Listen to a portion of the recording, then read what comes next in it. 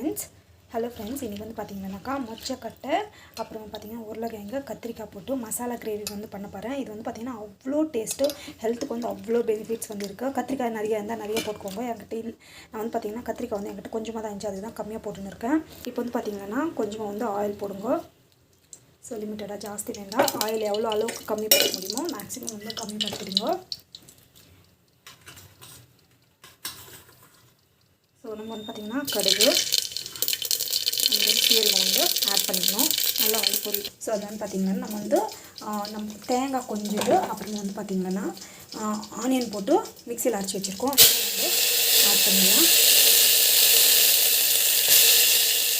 இது வந்து ஆட் பண்ணி நல்லா வந்து வதக்கிக்கோங்க. அந்த பச்சை வாசனை போகிற வரைக்கும் நல்லா வந்து வதக்கணும். மேக்ஸிமம் வந்து வதக்கிட்டுங்க. அளவுக்கு நம்ம வந்து உப்பு ஆட் பண்ணிக்கலாம். நான் வந்து சால்ட் ஆட் பண்ணி பெருங்காயம் வந்து ஆட் பண்ணிக்கிறேன். இது மிக்ஸ் பண்ணிக்கோங்க. நம்ம பார்த்திங்கன்னா இது நல்லா வந்து கொதிக்கணும். ஸோ இப்போ வந்து பார்த்திங்கன்னா இந்த ஸ்டேஜில் டமாட்டா வந்து மேக்ஸிமம் வந்து அரைச்சிட்டு நம்ம வந்து எந்த அளவுக்கு உங்களுக்கு டமாட்டா தேவையோ, கிரேவி அதிகமாக வேணும்னா கொஞ்சம் அதிகமாக டமாட்டா போட்டுக்கோங்க. ஏன்னா இது நல்லா வதங்கட்டும். தேவையான அளவுக்கு மிளகாத்தூள் வந்து போட்டுறேன். இதில் வந்து பார்த்திங்கன்னாக்கா மஞ்சள் பொடி, தனியா பொடி எல்லாமே இருக்கும். இது போட்டுட்டு நம்ம வந்து பார்த்திங்கன்னா கொஞ்சம் நேரம் வேகட்டும். ஃபஸ்ட்டு வந்து இப்படி மிக்ஸ் பண்ணி விட்டுக்கோங்க.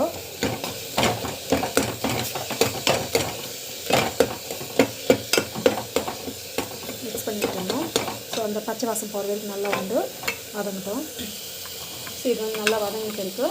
ஸோ நம்ம வந்து பார்த்திங்கன்னா இது வந்து கத்திரிக்காய் நம்ம மசாலா நம்ம வந்து பார்த்திங்கன்னா கொட்டெல்லாம் எடுத்து வச்சுருக்கோம், அது வந்து ஆட் பண்ணிடலாம். கத்திரிக்காய், உருளைக்கிழங்கு, பட்டாணியும் ஆட் பண்ணிவிட்டு இது வந்து அப்படியே வதங்கட்டும். ஸோ மிக்ஸ் பண்ணிக்கோங்க. நல்லா வந்து மிக்ஸ் பண்ணி வச்சுக்கோங்க. அளவுக்கு வதங்கிட்டு இருக்குது. மிக்ஸி வாஷ் பண்ண தண்ணி வந்து இதில் விட்டுக்கோங்க. இது வந்து எந்த அளவுக்கு தேவையோ நான் வந்து கொஞ்சம் லிக்விடாக பண்ணுறேன். ஸோ கொஞ்சம் தண்ணி வந்து எக்ஸ்ட்ரா விட்டுக்கணும். பார்த்திங்கன்னா விசில் போட்டுட்டு ஒரு 3 விசில் வந்த பிறகு நம்ம ஆஃப் பண்ணிடலாம்.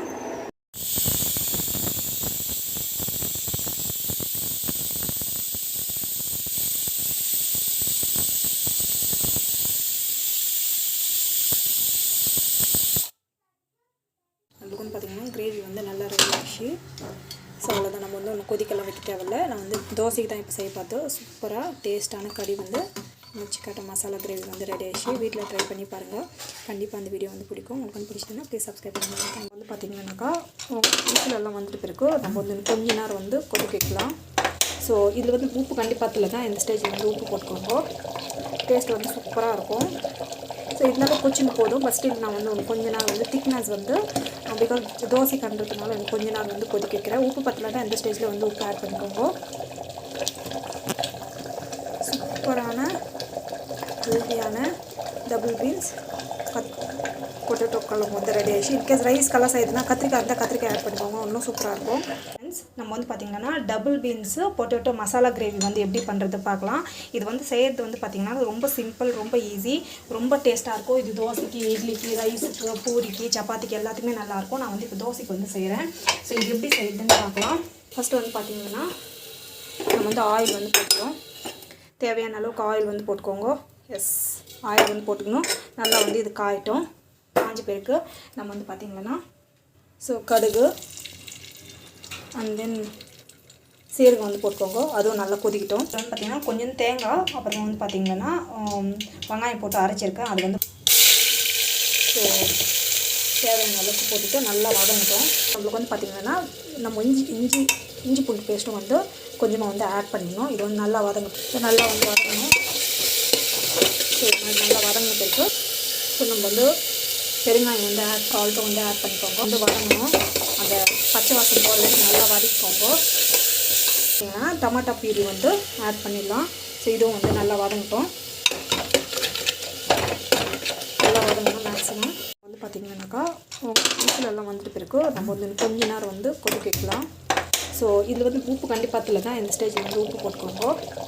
டேஸ்ட் வந்து சூப்பராக இருக்கும். ஸோ இதனால கொச்சின்னு போதும். ஃபஸ்ட்டு நான் வந்து கொஞ்ச நேரம் வந்து திக்னஸ் வந்து பிகாஸ் தோசை பண்ணுறதுனால எனக்கு கொஞ்ச நேரம் வந்து கொதிக்க வைக்கிறேன். உப்பு பத்தலைன்னா இந்த ஸ்டேஜில் வந்து உப்பு ஆட் பண்ணிக்கோங்க. சூப்பரான ஹெல்த்தியான டபுள் பீன்ஸ் பொட்டேட்டோ குழம்பு வந்து ரெடி ஆகிடுச்சு. இன்கேஸ் ரைஸ் கலர் செய்யுதுன்னா கத்திரிக்காய் இருந்தால் கத்திரிக்காய் ஆட் பண்ணிக்கோங்க, இன்னும் சூப்பராக இருக்கும். அதுக்குன்னு பார்த்திங்கன்னா கிரேவி வந்து நல்லா ரெடி ஆகிடுச்சு. ஸோ அவ்வளோதான். நம்ம வந்து கொதிக்கெல்லாம் வைக்க தேவையில்ல. நான் வந்து தோசைக்கு தான் இப்போ செய்ய பார்த்தோம். சூப்பராக டேஸ்ட்டான கறி வந்து முச்சிக்கட்டை மசாலா கிரேவி வந்து ரெடி ஆகிடுச்சு. வீட்டில் ட்ரை பண்ணி பாருங்கள். கண்டிப்பாக அந்த வீடியோ வந்து பிடிக்கும். உங்களுக்கு பிடிச்சதுன்னா ப்ளீஸ் சப்ஸ்கிரைப் பண்ணுங்கள். ஸோ நம்மளுக்கு வந்து பார்த்திங்கன்னா இது வந்து பர்ஃபெக்டான ராகி தோசை. அதுமாரி பார்த்திங்கன்னா கத்திரிக்காய் உருளைக்கிழங்கு மொச்சக்கொட்டை போட்டு மசாலா கிரேவி வந்து ரெடி ஆகிடுச்சு. ஸோ வீட்டில் வந்து ட்ரை பண்ணி பாருங்கள். கண்டிப்பாக அந்த வீடியோ வந்து பிடிக்கும்னு நினைக்கிறேன். உங்களுக்கு கண்டுபிடிச்சிதுன்னா ப்ளீஸ் சப்ஸ்கிரைப் பண்ணிக்கோங்க. Thank you so much. பாய். நல்லா வந்து வதங்கிடுச்சு. ஸோ இப்போ வந்து பார்த்திங்கன்னா இது வந்து இதில் போட்டுக்கோங்க. போட்டு நல்லா வந்து வதக்கிட்டுக்கோங்க. நல்லா வந்து இது வதங்கணும். அப்படியே வந்து வேக விட்டு அப்படியே விட்டுடுங்க. தண்ணியெல்லாம் வந்து சுண்டுற வரைக்கும் நல்லா வந்து வதங்கிட்டாதோ அப்போ தான் நல்லாயிருக்கும். இட்லிக்கு வந்து ஊற்றி வச்சுட்டேன். ஸோ சூப்பராக வந்து இட்லி வந்து ரெடி ஆகிடும். அண்ட் இந்த பக்கம் வந்து பார்த்திங்கன்னா டமாட்டா ஆனியன் சட்னி வந்து ரெடி பண்ணிட்டோம். ஸோ இது வந்து பார்த்திங்கன்னா ரெடி ஆகட்டும். ஸோ நம்ம வந்து செக் பண்ணுறது வந்து உப்பெல்லாம் கரெக்டாக இருக்குதுன்னு செக் பண்ணுறது வந்து இங்கே வந்து செக் பண்ணிக்கலாம். ஜஸ்ட்டு உப்பெல்லாம் கீழே ஜஸ்ட் செக் பண்ணிக்கலாம். உப்பெல்லாம் கரெக்டாக இருக்குது. ஸோ சட்னி வந்து ஹெல்த்தியாக வந்து ரெடி ஆகிடுச்சு. ஸோ இது வந்து பார்த்திங்கன்னா அப்படியே போட்டுக்கலாம். பட் எனக்கு தாளிச்சு போட்டால் தான் எனக்கு பிடிக்கும். ஸோ நான் வந்து தாளிச்சிக்கிறேன். இது வந்து பார்த்திங்கன்னா ஆயில் வந்து போடணும். ஆயில் வந்து அந்த அளவுக்கு வந்து போதும். ஸோ நல்லா காயிட்டும் இருக்குது. இது வந்து தாளிச்சு இப்படி விட்டுட்டு வேண்டியது தான். அண்டு போட்டுட்டு ஜஸ்ட்டு கடுகு சேர்த்து நல்லா வந்து வதங்கட்டும். ஸோ டேஸ்ட் வந்து செம்மையாக இருக்கும் இது.